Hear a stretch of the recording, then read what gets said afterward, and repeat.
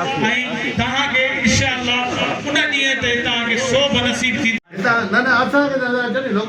तो ये साईं चवे छा थो साईं वो लफ़्ज़ पे चए त समय सेरा समय दरिया सचपच साईं असांखे बि जॾहिं छहीं में पढ़ाइण आयो त पहिरियों इहो भिटाईअ जो शेर तंहिं वक़्त में सिंधी निसाब में हूंदो त थकाई थर थियल चढ़ छिकाए चोटी जी हलंदे हो त कुम हूंदे त भो अमड़े भेल उथी राऊ रेल वेठक वारी इन ते एतिरो त उस्ताद असांखे सम्झाइणी ॾिनी ऐं उन सॼी सम्झाइण में इहो त बेटा जिस्तजू जिदोजहद महिनत ऐं मुशक़त कोशिश ऐं कावस जो अलम जंहिं बि जॾहिं बि जिते बि हथ में खयो आहे त अल्लाह तबारक व तआला उनखे उते मुस्तफ़ीद कयो आहे ऐं उनखे बहिरामद कयो आहे सचपच उन्हनि ॾींहंनि में साईं वरी असांखे हिकिड़ी ॿी ॻाल्हि बि ॿुधाईंदी इहे जेके हमेशह उस्ताद जे असांजी अखियुनि मां ख़तमु थी वेंदो अॼु खां पोइ जेकॾहिं असां चंदा रखणो आहे उस्तादनि जे लाइ मिड़ाको नईस थो करे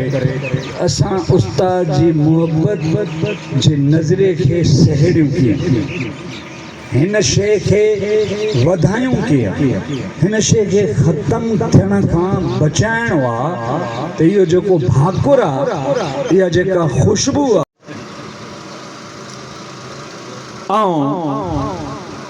सलाम पेश कयां थो हिन सैफ अल खासकेली जे मानाइती मिटीअ खे ऐं सलाम पेश कयां थो उस्ताद अलर के जे अमड़ ऐं अबे खे जिन हैड़ो सियाणो सेबतो सपूत ऐं सिंध जेके मोहब्बत जे जज़्बे उस्ताद अला रखो खासकेली साहब जेको मौला अली अलैहिस्सलाम जो यो कौल याद रखे तो तहिन कायनात जो वजूद मोहब्बत जे उन अंसर ते कायम मौला जो कौल याद रखे तो पो उस्ताद अला रखो खासकेली किथे तो मोहब्बत के जज्बे बगैर जी सके बगैर मोहब्बत अर्पण जे मौला अमीर अलैहिस्सलाम ने फरमायो तो जिंदगी ये तो मारू अमाजे ला रोज चीख या यो कर्ब सफर खास के धरती ता उठिवा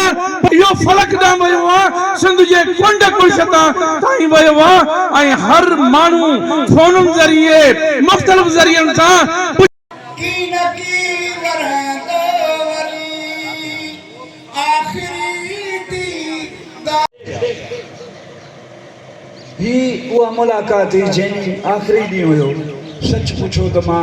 सॼो ॾींहुं उते कम में हूंदो आहे जीअं गेट ते आयो ऐं प्यारी रही ऐं साईं जन सां समाहलियत इख्तियार कई मूंखे वठंदे साईं जन खे बि हवा सां लालन चन्नू साहब जन खे सदर खे खासकेली साहब जन सां गाड़ियल गाॾियूं असांखे ॿुधाई तव्हांजी मदद सां तव्हांजी मोहब्बत सां अॼु उस्ताद ते ॻाल्हाइण लाइ मूंखे त पथर ॿधणा पवंदा जेके माण्हू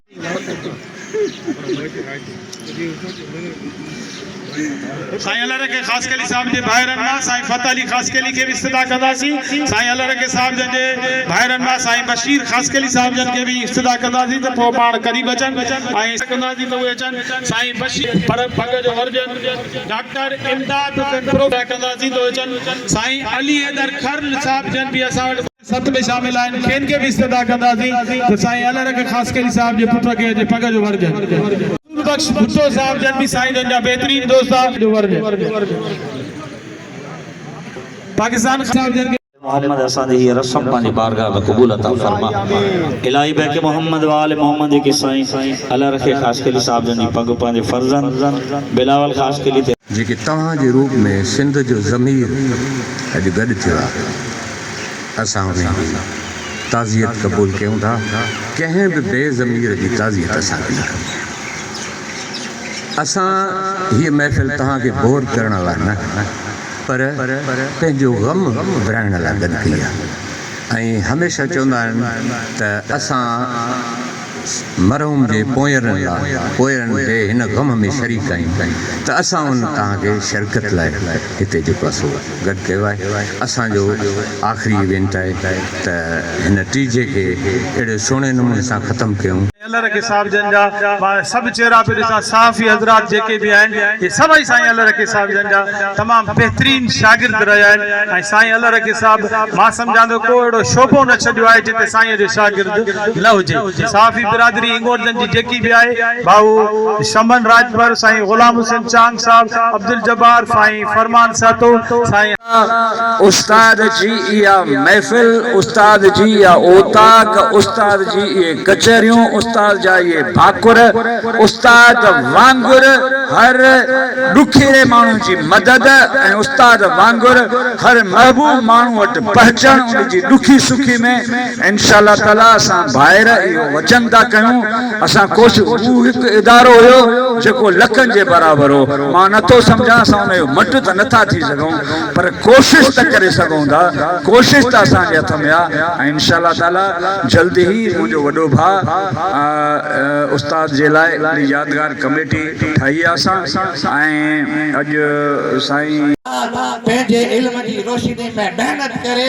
मां सॼी सिंध खे पंहिंजी मोहबत बणाए हिन ते धरती ते आण थो चाहियां सैफुल खासकेली खे ॾेखारण थो चाहियां त हीअ मुंहिंजी मेहनत आहे हीअ मुंहिंजी मोहबत आहे छो हू हिकु वॾो स्कॉलर हुयो मज़हबी माण्हू हुयो सभु उनखे सुञाणनि था चिटी टांडराण में मिल अॼु असीं सभई सोगवार आहियूं छो त असां खां हिकु तारीख़ जो विछोड़ो थियो आहे उस्ताद पंहिंजे ज़ात में हिकिड़ो बहितरीनु उस्ताद